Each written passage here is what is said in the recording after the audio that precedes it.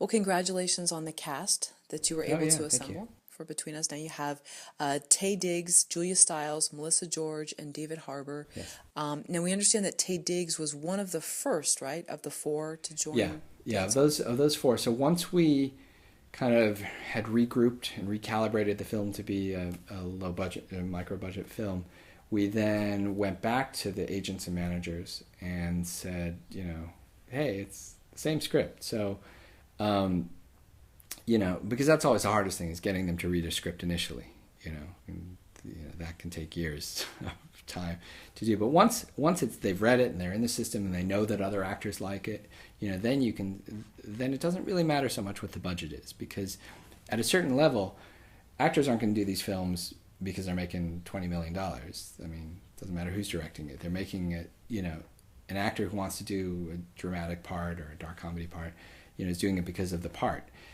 and because they want a break from the other stuff they've been doing. So whether they've been TV actors or feature actors or some combination, if they can afford to do it, it could be zero, it could be 65,000. It doesn't really matter.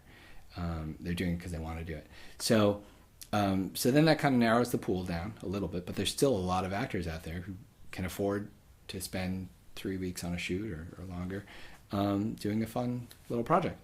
Or meaty project, So of those, Taye Diggs came on board first, and was a real trooper. Other actors came and went, and we thought we had this person or that person, whatever. And Taye really stuck with it, and I think the material really kind of spoke to him personally.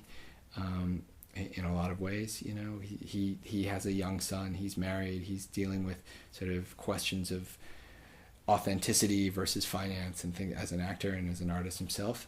So I think there was a lot about the script that really hit home with him. So he really committed to it, and then he really helped us cast the other parts. I mean, this is something I haven't really told anyone about, but he was kind of our shadow casting director. I mean, or had approval, over the other actors. Because I said, look, man, you committed first. You earned the right to help me decide who else gets to be in it. He's like, cool, And I think actors really respect you more when you give them that opportunity, And also his agent was very instrumental in helping us find the other actors too.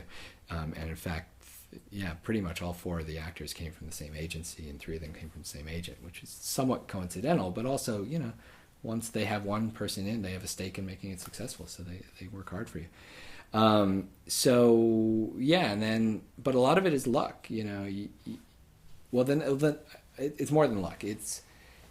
If you have enough money to set a start date, you set a start date. And this is something I learned from Robert Altman. Like, he would do this on his films, and he would have these big ensemble casts, and he was Robert Altman, but he always knew he could get a good cast. But even on my level, because I'd been meeting with actors over literally years, I knew that we would always get good actors. I didn't know exactly who we would get, but I knew they would be good, and I knew some of them would be a little famous too, because we were getting a lot of those people, particularly with the women roles, because there are fewer women roles, that are good in Hollywood, and there are way more actresses than there are actors. If you think about any high school drama program you've been in, how many more girls are there than boys? So you do the math, and especially you get to a certain age level, in the 30s, there aren't that many guys, but there's still a lot of women, and a lot of well-known women, and who don't get good parts. So if you have good parts for them, and we had kind of in doing the adaptation, we had actually beefed up the two women roles a little bit compared to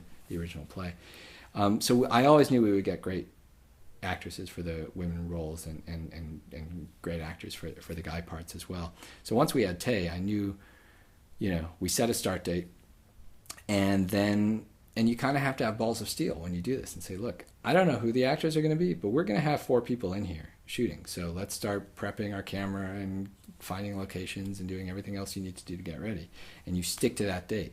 And then as you get closer, the agents and the managers, they get nervous. They're like, wait a minute, you're about to shoot? Wait, can my actor be in this? Can my actress be in this? And they start fighting over you, because actors abhor a vacuum. Like, if they have a vacuum in their schedule, and we were shooting in May, so that's around a lot of TV hiatuses, so there were a lot of people available. And part of it is finding the right schedule that's good for that. And agents hate it when actors are calling them like, do I have my next part? I'm not doing anything next week. What am I doing next week? What am I doing next week? So they love to, so if you're within a few weeks of shooting, you can actually, you have access to a much higher end level of people, and your turnaround times, like, okay, can I give you a script? And they'll read it overnight.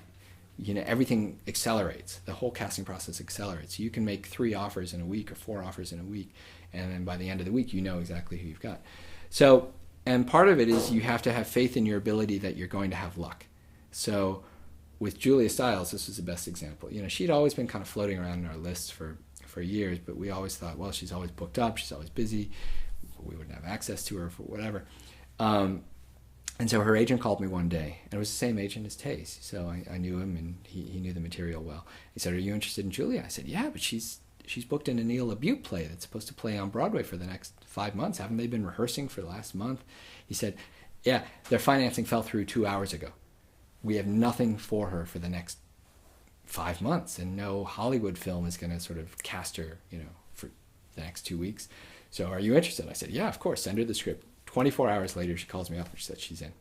So, part of that is preparation, knowing also that, I knew her manager, not just her agent, but her manager was also a fan of the script because, 3 years before, I'd taken him out for breakfast in Venice, So we've been working on these relationships for years so that when an opportunity does come up, like, oh, okay, everyone on our team has already read the script, so you don't have to wait for, oh, now the manager has to read it, now the agent has to read it. It's like, no, now we just need to wait for her to read it. And she did right away, and she was in. So, I like to say it's almost like finding an actress at their most vulnerable, emotional moment and just kind of swooping in. But, a similar thing with Melissa George. She came on, the first day I met her was the first day of rehearsal, her walking into my kitchen. And then, of course, we rehearsed for 2 weeks in my kitchen. We couldn't rehearse in the garage because this was the pre-production office.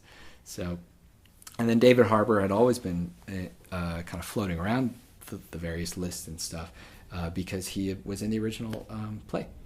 And actually then from that play got cast on Broadway in Who's Afraid of Virginia Woolf, got a Tony nomination for that. He's been in countless movies, TV shows. He's on The Newsroom now. So, and obviously he knew the part, better than anyone. And I'm sorry, tell me again how Taye Diggs originally heard of the project. Oh, yeah. So I was in Park City that year. Everything kind of comes back to being involved with Slam Dance. And this is another good reason why we kept Slam Dance going. And is because it's a good way to kind of reconnect with everyone in the industry every year, whether you've got a film going or not. So I was in Park City, and this agent, he was a finance agent from ICM, their little indie film finance repping division.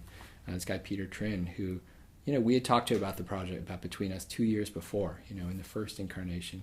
But, I'd stayed in touch with him, and he was in Park City. He said, hey, Dan, can you buy me a drink? I was like, you betcha, come up to Slam Dance. I'm sure we have free liquor somewhere, And and he was like, oh, wow, he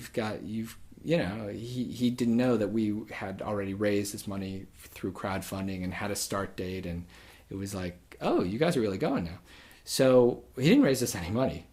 I should talk to him about that. But he called a buddy of his who was a junior agent out of the New York office and emailed him the script, I think, as soon as he walked out of the room, because the next day I got a call out of the blue from this talent agent at ICM saying, hey, I just read your script and I loved it.